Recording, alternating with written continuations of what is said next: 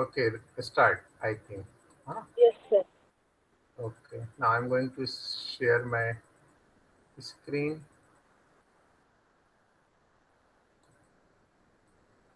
Okay,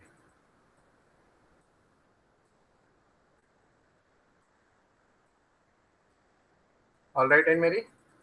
Yes, Right. sir. Okay, so students, Sairam to all, and today we are going to discuss about the inverse trigonometry. Okay, although in the last class also, that is yesterday also, we have discussed something about inverse trigonometry, but because the commerce student was not present there, then again I'm going to explain you, I'm going to show you the same thing and something extra also, so that we will be in a position to solve the questions. Okay, so now first I will show you data class A. Regarding this, you check what is inverse trigonometric function, how to, what is the meaning actually. Actually, inverse, first I would like to explain you the concept of inverse trigonometric function or any function. If you want to show that the function is invertible or the its inverse we can find or not, so the important point is that the function should be 1 1 and on to both.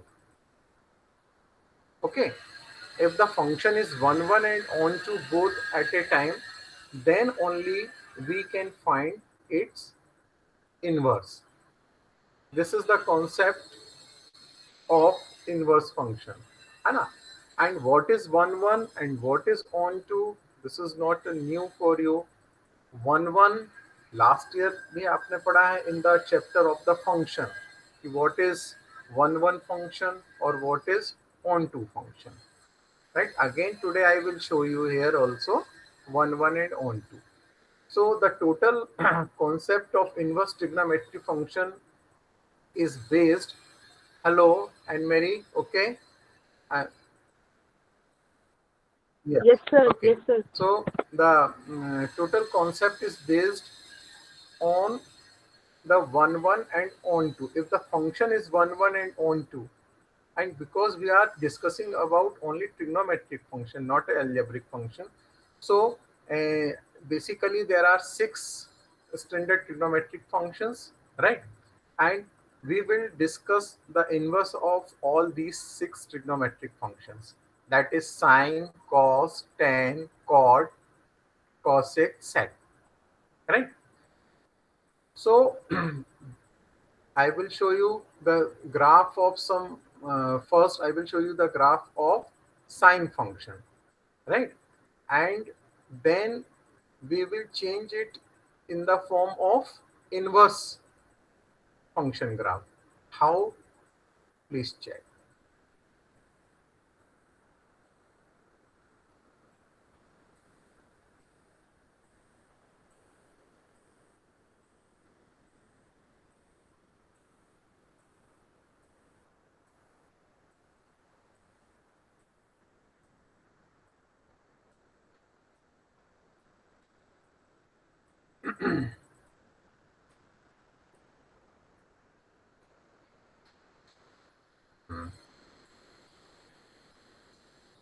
What happened?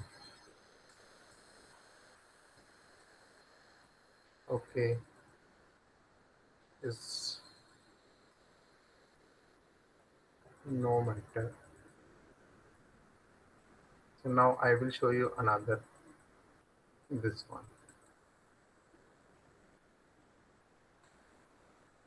First, what is inverse of a function? Second, what are the types of functions? Third, condition for inverse of a function to exist. Fourth, principal value branch for all the inverse trigonometric functions.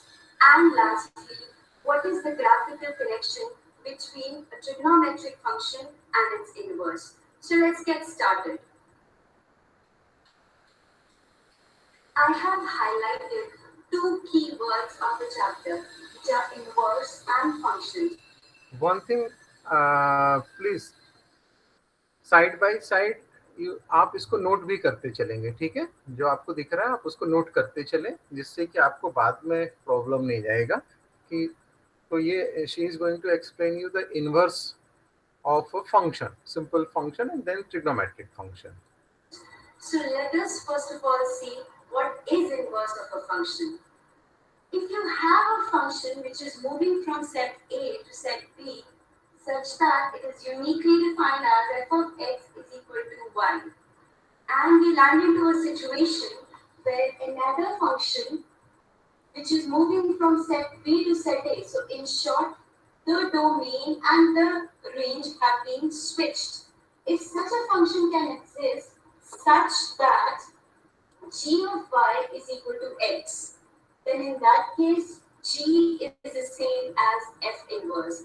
In short, to illustrate the same, if I am saying f of 1 is equal to 2 for a certain function, then if the inverse of the function exists, in that case g of 2 is equal to 1. Or in other words, if I take inverse of this 2, it gets me back to the element 1. So now, as we proceed with the chapter, we would see what are the types of functions for which the inverse exists and what is the exact condition for them to exist. There are four types that we would be discussing in today's lecture. That is one-one function, many-to-one function, onto function, and into function. So let's see what we understand by the one-one function. Now, if we consider a function by which we mean that all elements of the first set should be uniquely connected. Okay, because to find the inverse of any trigonometric function, it is compulsory that that function should be first 1 1 and on 2.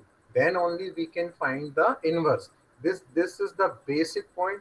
और ये आपके दिमाग में एकदम होना चाहिए हरदम कि the function should be 1 1 and on 2. तो 1 1 को दूसरा बोला जाता है, this is known as injective function also. तो ये आपको वही बताने जा रही है what is the meaning of 1 1. 1 1 से अगर आप इस ग्राफ में समझें तो this is the first one is the domain set, right? And this is what B is the codomain set. In the domain set there are 1 2 3 4 and 5 elements are written, and A B C D E F, these elements are written in the codomain set. If one is related to one element of set B, 2 is related to another element, 3 is related to another element, and 4 and 5 also, then only it means one is related to uniquely of one element of set B. Similarly, 2 is related to a different element of set B. ऐसा नहीं होना चाहिए कि जिसका 1 से connection हुआ उसी का 2 से हो जाए, ऐसा नहीं. तब ऐसी कंडीशन में जो हमको सेट मिलेगा, this is known as what is 1 1. Connected to some element in B. Let's say here I connect 1 with C in set B. So this clearly tells us that f of 1 is equal to C. Now, by one-to-one function, we mean that if I take the next element, which is 2, I cannot connect it with C. It should be uniquely connected to some other member, let's say E. Likewise, when I consider the third element here, it has to move on to some other element in set B. So, as we try to put it in our simple language, one-to-one means for every one element there's an image. For the second element, it goes to a different image. So one-to-one correspondence. Let's talk of what we mean by many-to-one function. It's as simple as that. If a function is not one-to-one, then it's many-to-one. You would have seen your classroom structure where you have one teacher talking to many of you. So it's like many-to-one correspondence. Let's try to build upon what do we understand by an onto or a subjective function. This is very important. Onto is very important. 7th, you would have done this that when you connect a function from set A to set B, then In general, you say that range is a subset of its codomain. By this I mean, just in case I start connecting the members here,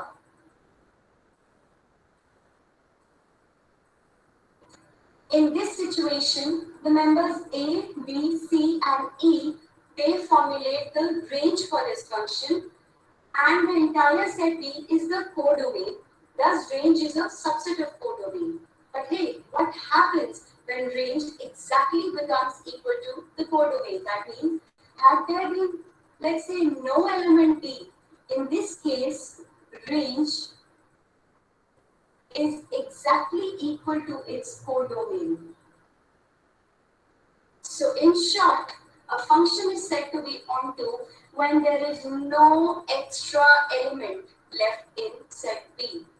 okay, तो function अगर on to होना है तो इसमें से कोई भी element extra बचना नहीं चाहिए, वो किसी ना किसी एलिमेंट की इमेज होना चाहिए. This is the meaning concept of onto function. Simple 11th में भी देखा है आपने, राइट? तो ये one one and onto, अगर onto is known as surjective function also. तो अगर कोई function one one and onto दोनों है, then this is known as bijective, right?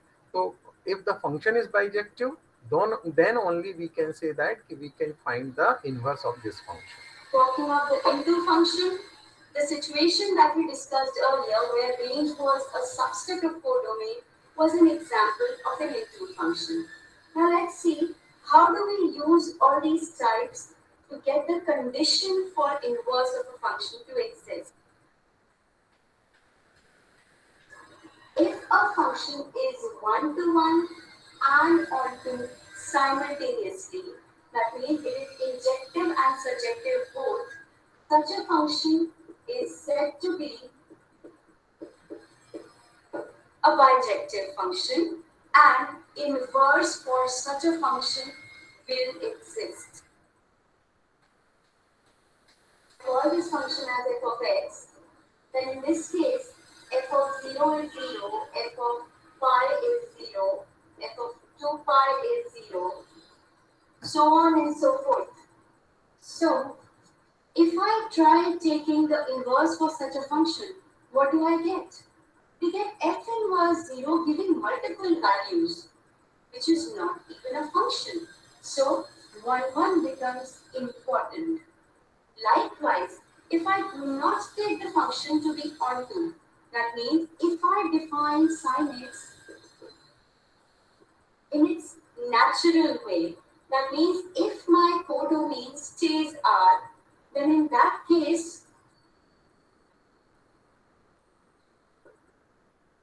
if I pick up this element 2 from the codomain, what is the pre-image?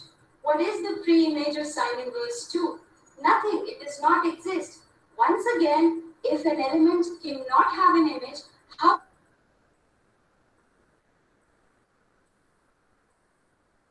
Monster Math presents Counting to 10. Okay, class, let's count these. How could it even be a function? Okay, तो देखिए what she is explaining you. Actually, this is the graph of sine function, right? And sine at present, this sine function is not 1 1. अगर हम इसका ये इस तरीके से show करते हैं तो this is not 1 1, right? Why? Because ये इसने शो किया हुआ है कि we will get f0 is 0 and similarly ये देखिए यहाँ पर दूसरे जो इसके हैं ये f0 is 0, pi is also sin pi पर भी वैल्यू 0 मिलेगी, 2 pi is also 0, similarly minus pi is also 0. मतलब वैल्यूज क्या हो रही है, रिपीट हो रही है. जबकि 1 1 होने के लिए क्या होना चाहिए हमारे पास में कि अगर हमने एक एंगल लिया है तो उसकी एक ही इमेज हमारे को वो मिलनी चाहिए. जबकि यहाँ पर हो क्या रहा है, एंगल 0 लिया है तो इसकी वैल्यू 0 आ रही, पाई लिया है then again we are getting sine pi 0, 2 pi फिर 0 आ रहा. तो ये रिपीट हो रहा है, hence it is not 1 1, right.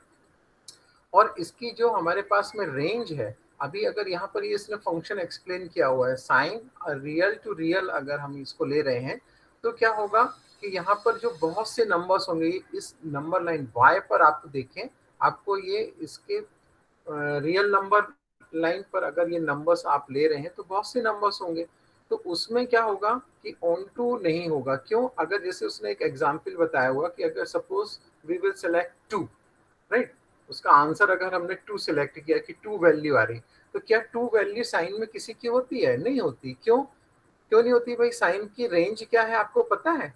What is the range, minimum and maximum value of sine function? To 1 to -1. -1 to +1, right, -1 to +1।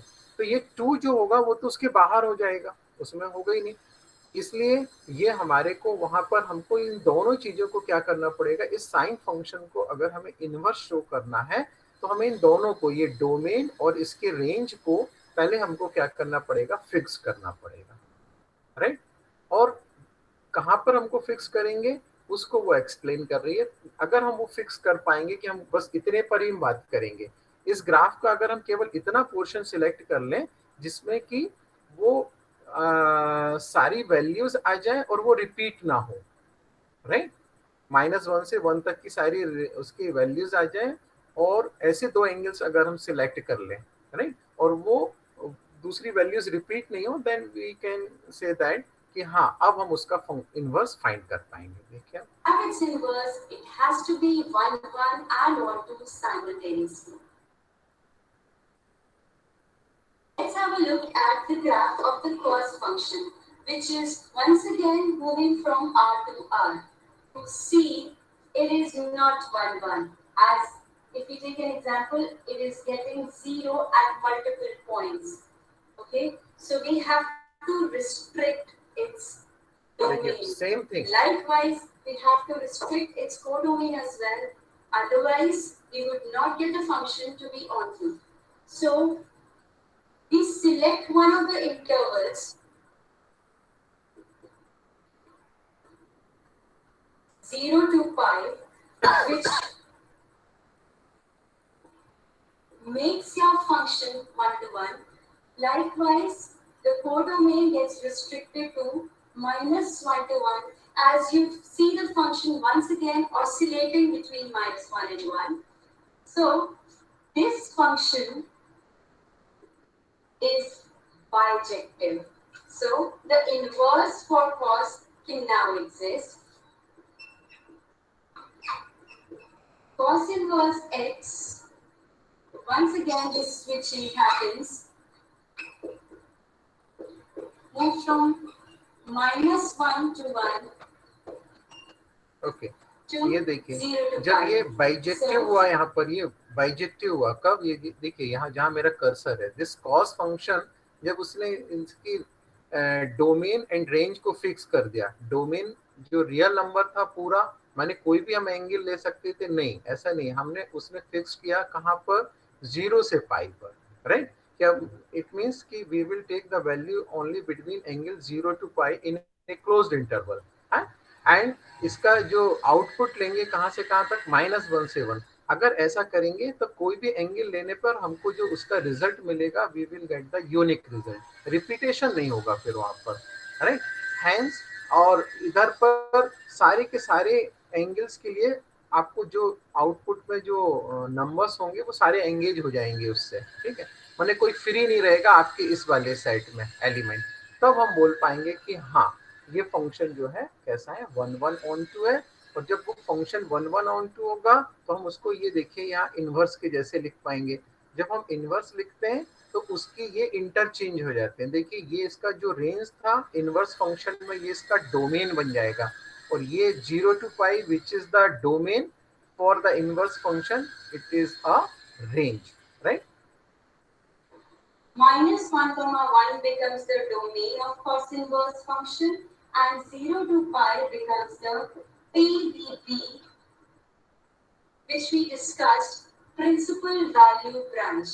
Now, let's try to see through the principal value branch table as to what would be the domain and the principal value branch for each of the trigonometric functions.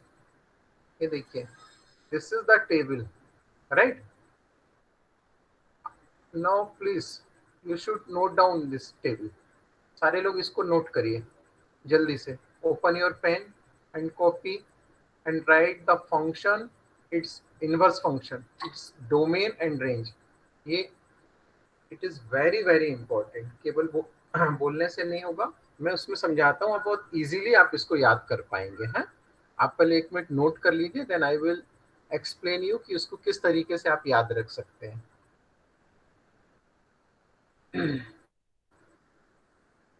Do it fast. केवल देखने से काम नहीं चलेगा, आपको लिखने ही पड़ेगा, लिखे बगैर नहीं। आप ये सोचें कि हम वीडियो तो देख रहे हैं, नो।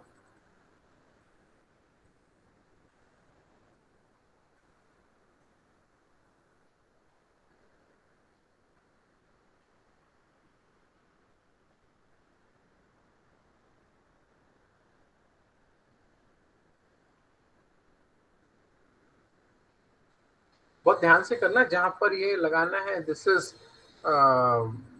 ब्रैकेट का ओपन एंड क्लोज ब्रैकेट का ध्यान रखना है यहाँ पर जहां भी है।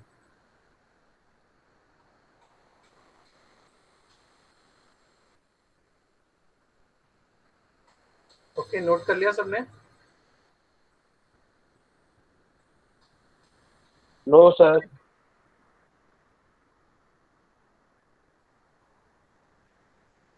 Do it fast.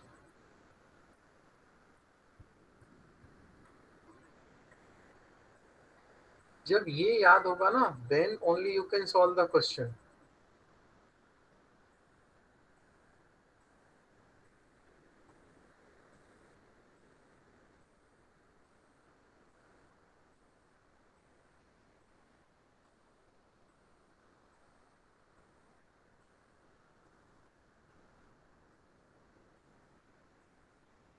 तो भाई हो गया नोट?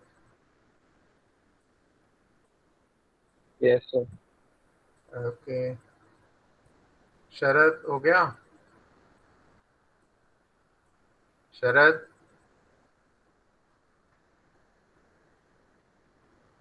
शरद, संध्या, आपने नोट किया बेटा? यस सर, हो गया। ओके, चलिए। हाँ ना, यहाँ पर अब देखिए, इसको आपको लग रहा होगा बहुत डिफिकल्ट कि कैसे क्या होने वाला है, ठीक है।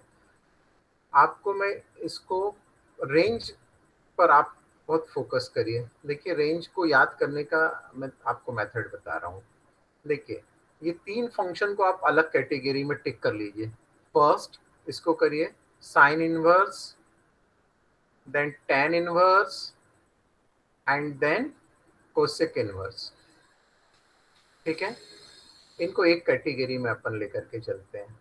इसमें क्या सिमिलरिटी है इसमें देखें, this is the range is closed interval -π/2 to π/2, right. इसमें देखिए in tan inverse the range is open interval आ गया है, but the angle remain same -π/2 to π/2। And cosec inverse में भी देखिए क्या हो रहा है, बाकी सब कुछ ऐसा ही है, क्लोज इंटरवल साइन के ही जैसा है, -π/2 to π/2 -0 बस इसमें हो गया। तो इनको याद करने के लिए आप अगर इन 3 को एक कैटेगरी में रख लेते हैं, sine inverse, cos tan inverse and cosec inverse, तो आपको केवल ये याद रखने होंगे कि ये क्लोज इंटरवल होता है, sine inverse and cosec inverse in close interval, and tan inverse in the open interval -π/2 to π/2, ठीक है। अच्छा, दूसरी बात, ये आपके इसमें ये -0 यहाँ पर उसने क्यों किया हुआ है, क्योंकि आपको पता है कि साइन कोसेक इनवर्स जो होता है, हम इसको लिखते हैं कितना, 1/sin लिखते हैं, राइट। तो 1/sin लिखने पर अगर हम उसको साइन को 0 से डिवाइड करेंगे तो नॉट डिफाइंड की कंडीशन आ जाती है। तो उसको अवॉइड करने के लिए यहाँ पर 0 को क्या कर दिया, उसमें से अलग किया हुआ, ऐसी कंडीशन नहीं आए कि नॉट डिफाइंड की कंडीशन ना आए, राइट। बाकी और कोई भी चेंज नहीं है। ओके, क्लियर है भाई, ये वाली चीज क्लियर है। ये these 3 ranges of these 3 functions, sine inverse, tan inverse and cosec inverse. Now we will discuss the range of cos inverse, tan cot inverse and sec inverse. इन पर देखिए, इसमें कितना हो रहा है, ये भी एक से है। देखिए cos inverse range 0 to pi close interval, sec inverse closed interval 0 to pi minus pi by 2, and cot inverse again this is 0 to pi. इसमें केवल क्या डिफरेंस हो रहा है, देखिए this is closed interval, sec also closed interval, cot is in open interval, cot is in open interval, and in sec फिर कितना हो रहा है, पाई बाई 2 को माइनस किया हुआ, क्यों, क्योंकि sec मतलब हम इसे 1 अपॉन कॉस लिख सकते हैं, एंड 1 अपॉन कॉस, कॉस में अगर 90 डिग्री हम डिनोमिनेटर में लेकर के आएंगे तो 90 डिग्री पर वैल्यू उसकी कितनी हो जाएगी, वहां पर 0, तो वो नॉट डिफाइंड की कंडीशन पर पहुंच जाएगा, इसलिए उससे माइनस किया हुआ। ठीक है भाई, अभी आपको और ये तो आपको 11th की ही रेंजेस हैं, कुछ इसमें अलग नहीं है। डोमेन है -1 to 1, -1 to 1 sign and cos का, 10 कोई भी रियल नंबर्स हो सकता है, एंड कॉसेक जो होता है -∞ to -1 यूनियन 1 to इन्फिनिटी, मतलब बीच में क्या नहीं लिया हुआ है उसने, 0 को छोड़ दिया है यहाँ पर। ठीक है, similarly -∞ to -1 union 1 to infinity, ये दोनों का सेक एंड कोसेक का देखिए सेम है, and this is again real number cot inverse. Okay,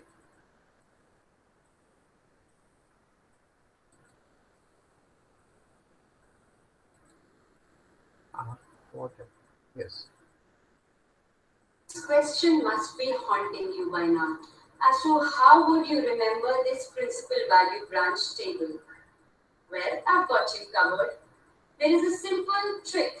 Just have a look at this quadrant इसको table. भी आप ड्रॉ कर You लेना। know the quadrants 1, 2, 3, and 4. Now try to just correlate this to the table which you have to remember. You can clearly see none of the principal value branch lies in the third quadrant. So that is simply out of our bounds. Now just remember as a combination. Sin inverse x, cosecant inverse x, and tan inverse x work on the similar branch. That means covers first and fourth quadrant. If you try to look at the table, you would understand what I need to say. That is it. You just have to remember one combination, because the remaining three functions, which are precisely cos inverse x, secant inverse x, and cot inverse x, would automatically lie in the first and second quadrants, that is 0 to 5. Found that easy? Try it on your own. इसको table आपने draw किया क्या, ये diagram? Hello students? No sir, sir अभी नहीं किया। Yes sir. एक minute में जरा जल्दी से इसका ये सर्किल ड्रॉ कर लीजिए। इसमें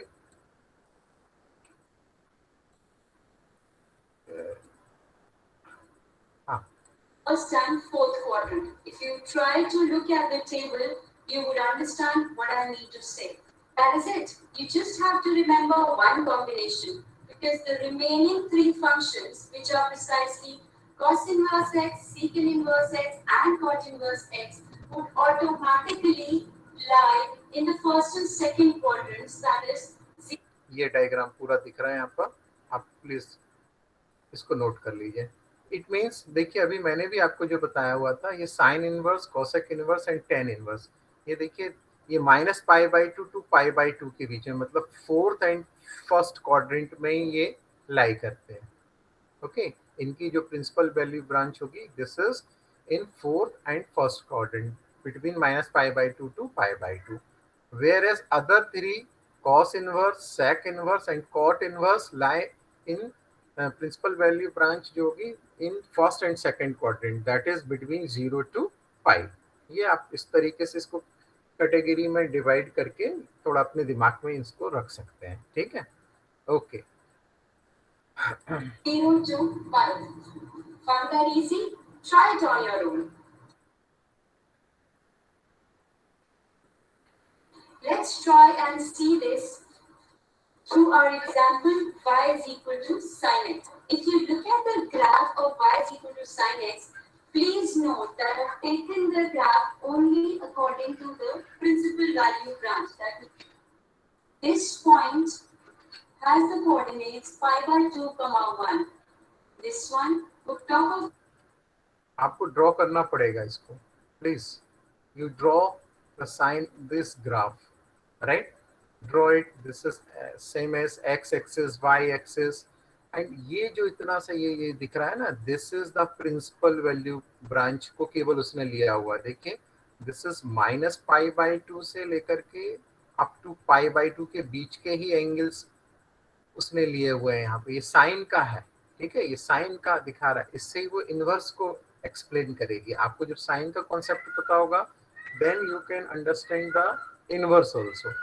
तो ये देखिए प्रिंसिपल वैल्यू ब्रांच ली हुई है उसने, ये -π/2 टू π/2. ग्राफ इसी तरीके से ये इस तरीके से चलता है, right?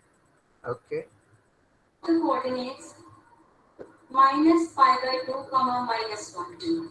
Now, how would this graph act when it becomes sine inverse of x? We expect the point to occur as 1, π/2.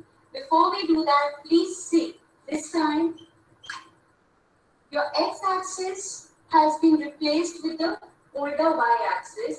So this would have the coordinates -1, 0 and 1, and this one automatically becomes π/2 and -π/2. So as I was saying, π/2, 1, if that belongs to sin x, then 1, π/2 would belong to sine inverse x. Likewise, -1, -π/2. देखिए यहाँ पर हमने जब inverse का graph draw करने गए थे, हमने क्या किया था, we have to change the axis. तो वही रखे x एंड y, मगर उसमें वैल्यूज को चेंज किया है. देखिए साइन फंक्शन में ऑन x एक्सिस हम क्या लिखते थे, एंगल्स को लिखते थे 0, π, π/2, -π/2 एंड सो ऑन. मगर और y एक्सिस पर हम क्या लेते थे, उसकी न्यूमेरिकल वैल्यू लेते थे -1 से 1 के बीच की. वो यहाँ पर इंटरचेंज कर दिए इनवर्स में. ये हमने अब एंगल्स को y पर ले लिया है और इसको कहाँ पर लिया है, वैल्यूज को x एक्सिस पर लिया हुआ है. तो उसके करस्पॉन्डिंग ये पॉइंट्स को भी इंटरचेंज करके दिखाया उसने. Would like, oh yeah, so the graph that you can expect this time would be this. If you try putting these two graphs together, you would see that they are just mirror images of each other about the line y equal to x. Following slides would... एक चीज और देखिए आप यहाँ पर, अभी आपने जो ग्राफ देखा हुआ है ना, जो रेंज लिखी हुई है, अपनी रेंज ओपन करिए जो भी आपने नोट किया हुआ है. देखिए साइन की रेंज कितना है. Yes Hardik, what is the range of sine inverse function? Hardik नहीं है. ओके. शरद आए वापस. शरद, what is the range of this function? No. Okay. Nivedita, आप बताओ बेटा, what is the range of sine inverse function? आपने जो -π/2 to π/2. हाँ, -π/2 to π/2 किस इंटरवल में है? क्लोज इंटरवल है ना? Yes sir. Close interval. तो क्लोज इंटरवल क्यों आ रहा है? क्लोज इंटरवल इसलिए आ रहा है क्योंकि जो ये ग्राफ होता है ना, जब आप इसको ये ड्रॉ करते हैं, तो जो आपका ओरिजिनल ग्राफ पर भी अगर हम ये बात करें, जो आपका ऐसा ग्राफ आया था, ये इस तरीके से चल के साइन का ऐसा चलता है ग्राफ इस तरीके से, तो ये 1 की अगर आप ये लाइन इसके पैरेलल ड्रॉ करते, ये 1 पर, ये y एक्सिस पर ऐसे, and similarly if you will draw line on -1 also, तो आपको एक चीज मिलेगी कि ये जो इसको टच करते हुए जाता, ये जो ग्राफ था ना, इस 1 को क्या करता था, यहाँ पर टच करता है. सिमिलरली ये पॉइंट भी जो टर्न लेता है, तो वो -1 से होकर के जाता है, ठीक है, उसको टच करते हुए जाता है. बिकॉज ये दोनों को टच करता अपर और लोअर में 1 एंड -1 को π/2 होने पर, हेंस हम जब इसका ये रेंज जो बोलते हैं ना, तो वो क्लोज इंटरवल में रहती है. वो कितनी है वहां पर, -π/2 एंड π/2 क्लोज इंटरवल है. क्यों है? क्योंकि ये उस ग्राफ को टच करता है वहां पर, ठीक है, इसलिए. show you the connection between cos x cos inverse x, tan inverse x, and similarly the remaining three functions. Please note, I am not deliberately plotting each of the graphs here, as sketching of these graphs is not included in your class 12 syllabus. However, one has to understand the structure for understanding this further.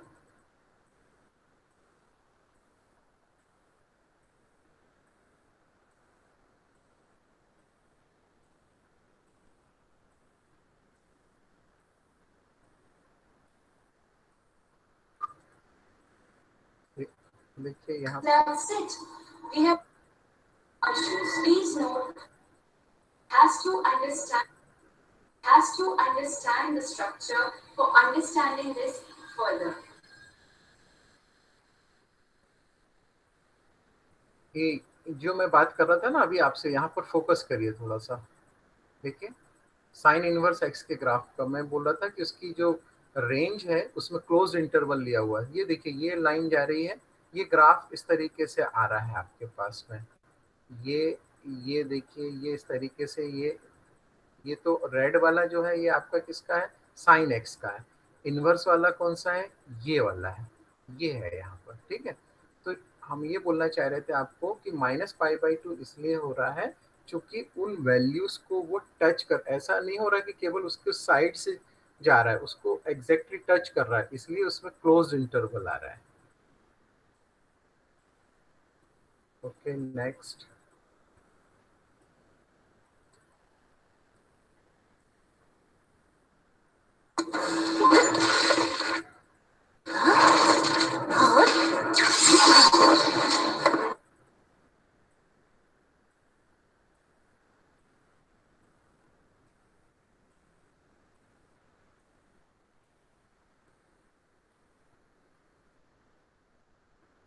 Hi everyone, यहाँ पर welcome to Mathematically Inclined. I am Neha, your math mentor, and today we would be discussing inverse trigonometric functions part 2. In case you haven't seen the video on part 1, let's get started.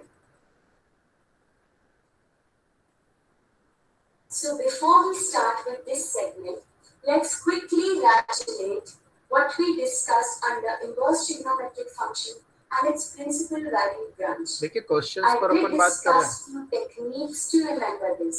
I hope they made sense. So now, if you are ready with this table, then I am ready with the volley of questions which I am throwing at you.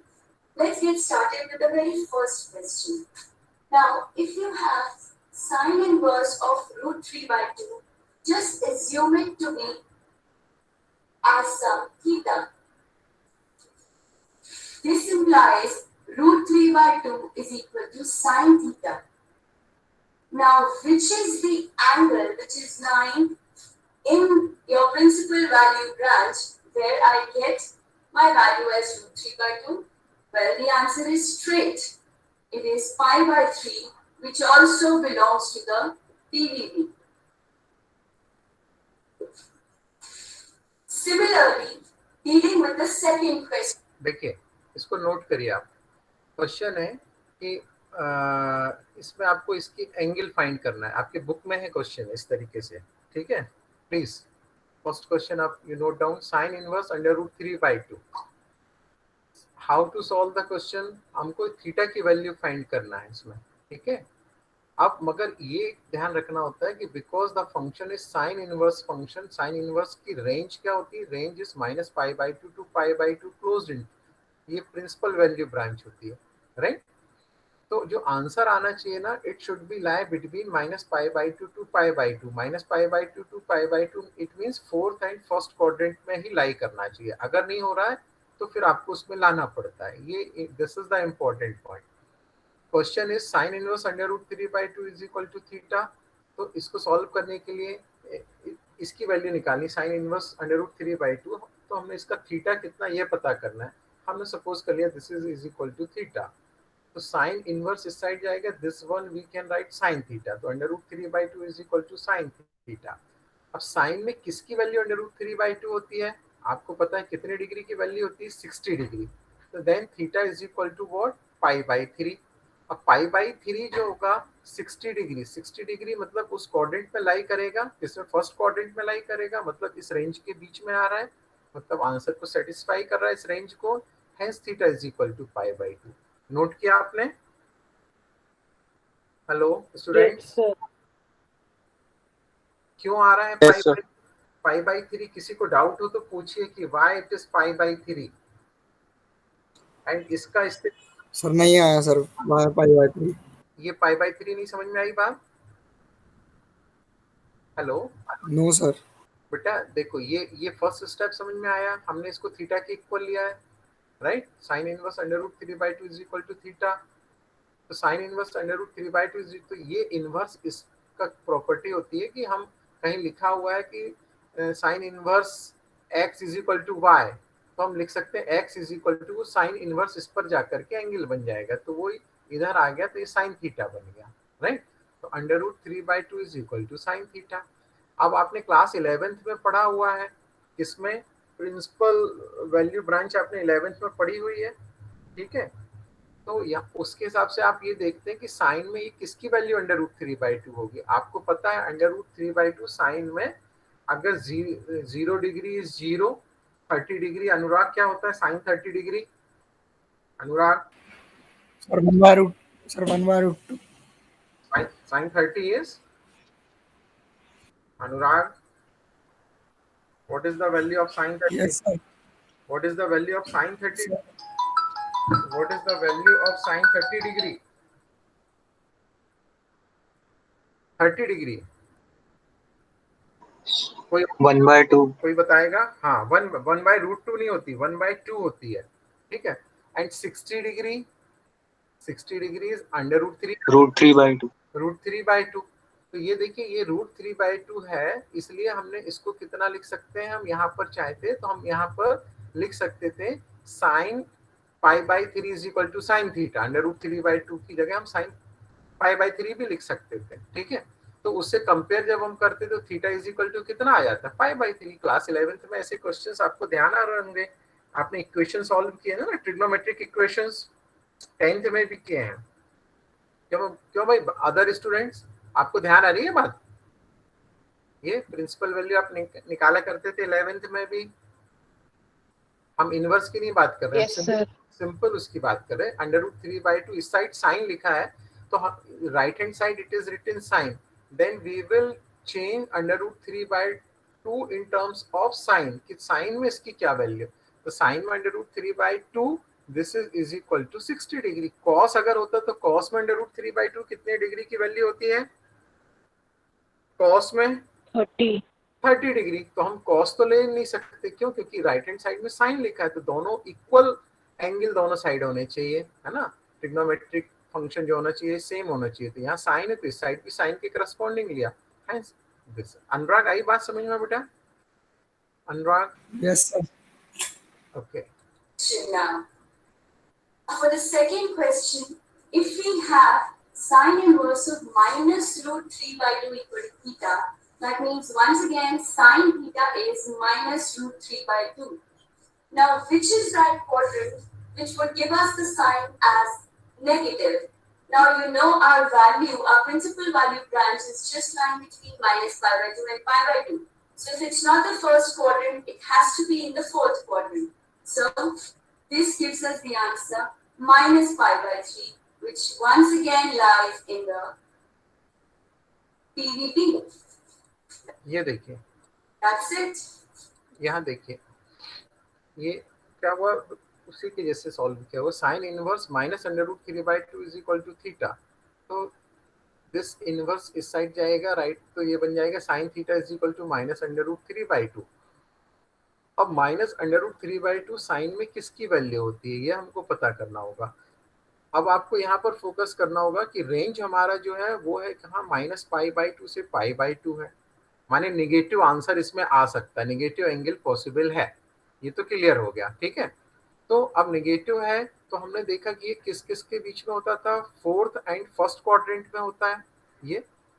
तो ये value हमने देखा अगर positive नहीं है तो negative, तो first quadrant में तो हो नहीं सकती, क्यों? क्योंकि फर्स्ट क्वाड्रेंट में केवल पॉजिटिव वैल्यूज होती हैं। तो कहाँ पर होगी ये? फोर्थ क्वाड्रेंट में होगी। फोर्थ क्वाड्रेंट में कितनी वैल्यू होगी? जो फर्स्ट में होगी, फर्स्ट में अगर होती पॉजिटिव होती तो this is pi by three, तो निगेटिव में आ जाएगा फोर्थ क्वाड्रेंट, ठीक उसका इमेज ही होती है, तो वो हो जाएगा कितना, minus pi by three. Hence theta is equal to minus pi by three, और minus pi by three belongs to this category, इस रेंज में बिलोंग करेगा जो कि सेटिस्फाई कर रहा है। Hence this is the answer. भाई आया समझ में कुछ की नहीं आया? थोड़ा बहुत आ रहा है? On the basis of the range we are discussing, right. और 11th का कॉन्सेप्ट और 12th का दोनों मिलकर के लग रहे हैं कॉन्सेप्ट। 12th का क्या लग रहा है कि रिजल्ट चेक करना है कि उसके बीच में बिलोंग करना चाहिए, नहीं होगा तो कैसे करेंगे उसको हम फिर बताएंगे। ओके, आया आपको ये दो क्वेश्चंस आए समझ में? स्टूडेंट्स नोट कर लिया आपने? Yes sir. Yes sir.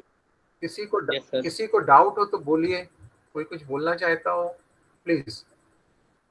Now one more question. Now moving on to the third question. It says,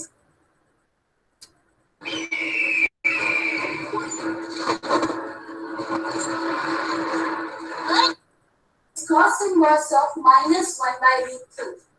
Now, if I assume it to be theta once again, you do realize it's a negative angle. Please remember, the PDB for cos inverse is 0 to pi. So that means this time you cannot just write the negative angle minus pi by 4 and do away with. So that means we have to bring it to first or the second quadrant. We all know the cos function is negative in the second quadrant. So this could be written as cos of pi minus pi by 4, which gives us the answer cos 3 pi by 4. So this implies theta is 3 pi by 4, which once again satisfies the condition. अब यहाँ पर देखिए, ये question थोड़ा सा अच्छा question है ना। यहाँ क्या हुआ, सेम उसी प्रोसेस पर गए, cos inverse minus one by root two is equal to theta, then theta is equal to minus one by root two. अब यहाँ पर हम इसको cos में रिजल्ट कभी भी निगेटिव नहीं होगा। यहाँ पर देखिए इसका जो रेंज है, ये रेंज पॉजिटिव है। साइन में तो निगेटिव पॉसिबल था, मगर cos में निगेटिव पॉसिबल नहीं है। रिजल्ट हमको फर्स्ट एंड सेकंड क्वाड्रेंट में पॉजिटिव ही चाहिए है इसमें, ठीक है। तो किस तरीके से उसने किया, अगर नहीं है तो आपको चेंज करना पड़ेगा। तो इसको लाने के लिए क्या क्या आपने 11th क्लास का फॉर्मूला कल श्रेयस पूछ रहा था, श्रेयस श्रेयस जो कल तुम पूछ रहे थे ना कुछ चीजें कि अपन को फॉर्मूले देखने पड़ेंगे क्या, वो है ना। तो ये देखिए, अब जैसे यहाँ पर आपको ये 11th का फॉर्मूला लगेगा भाई, ठीक है। 11th में आपने बेस ये वाला फॉर्मूला आपको ध्यान आ रहा हो एक, अगर कि cos 180 माइनस थीटा कितना होता है, cos 180 माइनस थीटा, श्रेयस बताओगे? cos 180 माइनस थीटा पता नहीं, माइनस कॉस। अच्छा, मैं आपको थोड़ा सा रिकॉल कराता हूँ सारे लोगों को। देखिए वो आपने भूल गए होंगे क्या होता था उसमें। देखिए how to write the formula कि क्या होगा, इसको हम फिक्स करते थे। देखिए ये यहाँ पर देखना, ये लिखा हुआ पाई, पाई को हम 90 के मल्टीपल में चेंज करते हैं, ठीक है। 90 के मल्टीपल में अगर आप चेंज करोगे तो कितना लिख दोगे इसको, 2 इंटू 90, 2 इंटू 90 180 हो जाएगा, माइनस, अच्छा ये पाई बाई 4 कहाँ से आ रहा है? पाई बाई 4 ऐसा हो रहा है कि 1 बाई रूट टू था, 1 बाई रूट, अभी माइनस को भूल जाओ, तो 1 बाई रूट टू किसकी वैल्यू होती है कॉस में, 45 डिग्री, तो ये पाई बाई 4 वहां से आया। तो अगर हम ये फॉर्मूला लगाते हैं तो हमारे को देखिए 2 मिल रहा है, ठीक है। और हम किस क्वाड्रेंट की बात कर रहे हैं, ये पाई माइनस थीटा, मतलब किस क्वाड्रेंट में हो जाएंगे हम, किस क्वाड्रेंट में लाई करेंगे 180 minus theta, it means second quadrant में। सेकंड क्वाड्रेंट में कॉस कैसा होता है, नेगेटिव होता है ना। सेकंड क्वाड्रेंट में कॉस कैसा होता है, नेगेटिव। तो हमको नेगेटिव चाहिए होता, मगर हम इस नेगेटिव को जो यहाँ पर, अगर हम जो नेगेटिव हम इसको पॉजिटिव में चेंज करना चाह रहे थे, इसलिए हमने क्या किया, उसे पाई माइनस 1 पाई बाई 4 लिखा। अगर हम इसमें फॉर्मूला लगा देंगे 180 माइनस थीटा, तो हमारे को कितना मिल जाएगा, माइनस कॉस थीटा मिलेगा। माइनस कॉस थीटा मिलने से हमको रिजल्ट कितना आ जाता, -1/√2 आ जाता। माने ये दोनों एक ही चीज लिखी हुई है, मगर हमने इसको इस तरीके से लिखा हुआ है। ये इस पर लास्ट ईयर थे क्वेश्चन। ये वाली चीज आपको रिकॉल हो रही है कि नहीं हो रही है भाई? ये पॉइंट आ रहा है, 180 ये फॉर्मूले थे आपके पास में, ठीक है। तो ऐसा करने से अब ये हमने इसका एलसीएम लिया एंड दिस इज 3π/4। तो अब ये 3π, तो अब ये हम लिख सकते हैं थीटा इज इक्वल टू 3π/4। 3π/4 0 से पाई के बीच में लाई करेगा। 3π/4 मतलब कितने डिग्री हो जाएगा ये, 45 3 सा कितना हो जाएगा, 135, है ना। 135 135 डिग्री लाई करेगी बिटवीन 0 से पाई के बीच में आएगा, ठीक है। अभी शायद आपको ये वाली चीज ध्यान नहीं आ रही है आप लोगों को, क्यों भाई? क्लास 12 बोलिए, कल फिर से इस पे दिखाना पड़ेगा क्या कुछ? पहले 11th का ये कुछ फॉर्मूले दिखाने पड़ेंगे कल क्या, नेक्स्ट क्लास में? सर थोड़ा रिकॉल करा दीजिएगा। Yes sir. बाकी लोग क्या बोलते हैं? हेलो, सर थोड़ा करवा देना सर अगली बार। अपन ऐसा करेंगे, नेक्स्ट क्लास में ना हम ट्रिग्नोमेट्री की ये कुछ चीजें आपको एक बार फिर से रिकॉल करा देंगे 11th क्लास की, ठीक है, जो अपन को यहाँ पर जरूरत पड़ने वाली है ना। आप नोट भी कर लेना, तो अपने फॉर्मूले भी रिवाइज हो जाएंगे और ये कंडीशंस भी डिस्कस हो जाएंगी कैसे हम चेंज किया करते थे। ओके, चलिए क्लास अपन now we will close the class और फिर नेक्स्ट उसमें देखेंगे इसको। ओके, थोड़ा बहुत तो आया होगा समझ में, आ जाएगा, डोंट वरी, ठीक है। कोई बिग मैटर नहीं है, ये बहुत इजी है। केवल ये ब्रांचेस याद करनी है, इसके बाद कुछ फॉर्मूले आएंगे वो याद करने होंगे, आप कर लेंगे। Wait 1 minute.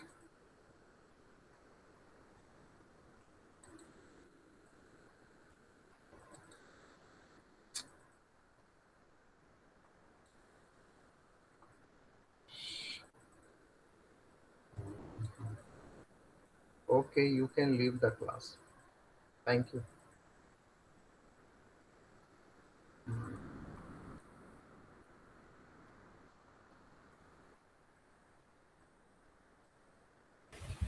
सर अभी रिकॉर्डिंग ऑन है। Wait. I am going to close it. Wait.